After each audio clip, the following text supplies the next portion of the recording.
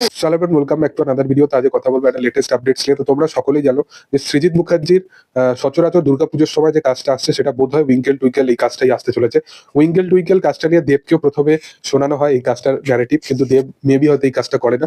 Weekend টুইঙ্কেলের যে actually নাটকটা আছে সেটা বার্ত বসুর লেখা এবং সেটা ইউটিউবে মেবি অ্যাভেলেবেল আছে। তোমরা চাইলে তার যে কনসেপ্টটা সেটা একবার দেখতে পারো। এবং মনে হয়েছিল যখনই তোমরা এই নাটকটা দেখবে তোমাদের মাথার মধ্যে এই জিনিসটা আসবে যে এটা নিয়ে অ্যাকচুয়ালি সিনেমা বানানো উচিত। এবার দেখা যায় সৃজিত মুখার্জি সেটাকে কিভাবে প্রেজেন্ট করে। মানে সৃজিত মুখার্জি এমন একজন পরিচালক যে কিন্তু প্রপার এই কাজটাকে কিন্তু দুর্দান্ত ভাবে বড় পর্দায় কিন্তু প্রেজেন্ট করতে পারবে। সেই জিনিসটা মানে দরকার দেখার যে কেমন হয়।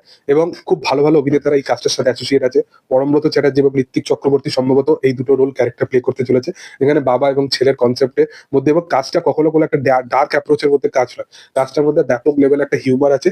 এর সাথে সাথে দুজন এই কাজটার মধ্যে অ্যাসোসিয়েট থাকতে চলেছে, যার মধ্যে প্রথম হচ্ছে শতরূপ ঘোষ, যে এই কাজটার সাথে অ্যাসোসিয়েট আছে, এই কাজের এডিটিং বা মিউজিক্যাল কিছু কাজের সাথে অ্যাসোসিয়েট আছে। শতরূপ ঘোষকে তোমরা জানোই, সে পলিটিক্যালি সে একটা দলের সাথে অ্যাসোসিয়েট থাকে এবং এর আগেও তাকে অনেক কাজে আমরা দেখেছি এবং দেখেছি মানে এরকম বড় বড় কাজের সাথে অ্যাসোসিয়েট থাকতে দেখেছি। এবং এই কাজটাতে কিন্তু এই কাজটাকে অ্যাসিস্ট করবে বা অ্যাসিস্ট্যান্ট ডিরেক্টর হিসাবে এই কাজটাকে সৃজিত মুখার্জির পাশে থাকবে, সেটা হচ্ছে দ্য বঙ্গাই, কিরণ দত্ত।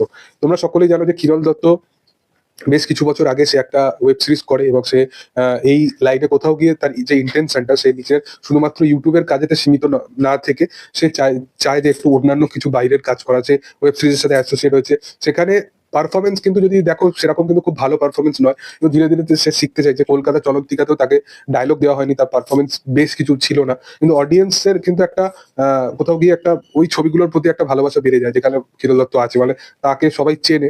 তো সেই কারণবশত সেই সিনেমাটার অলরেডি একটা হাইপ কিন্তু ক্রিয়েট হয়ে যায়। দেখার যে সেটা আগামী দিনে কি হয়, এবং সে অ্যাটলিস্ট এক্সপিরিয়েন্সটা বাড়াতে চাইছে এই কাজটার সাথে।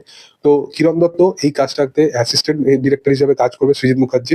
তো দেখার যে সে এক্সপিরিয়েন্স নেওয়ার জন্য কাজটা করছে। এবং উইকেল টুইঙ্কেল একটা খুব ভালো কনসেপ্ট, এবং এখানে পুরো এই যে ছবিটা এটা পুরোপুরি পারফরমেন্স ওরিয়েন্টেড একটা ছবি। তো এই জিনিসটা মানে যদি সে এই কাজের সাথে অ্যাসিস্ট থাকে তো বিশাল কিছু শিখতে পারবে। মানে কাজটা এমনই একটা কনসেপ্টের উপর কাজ, এবং এই নাটকটা আমি বলবো যে একবার রিকমেন্ডেশন রইলো যে এই নাটকটা কিন্তু একবার হলেও দেখতে পারো, দুর্দান্ত একটা নাটক। যাই হোক, তোমাদের কি বক্তব্য এই বিষয়বস্তুটাকে নিয়ে, তোমরা কতটা কি এক্সাইটেড আছো সেটা কমেন্ট সেকশনে জানাতে পারো। ভিডিও যদি ভালো লেগে থাকে লাইক শেয়ার সাবস্ক্রাইব করে দিও। Thank you, by.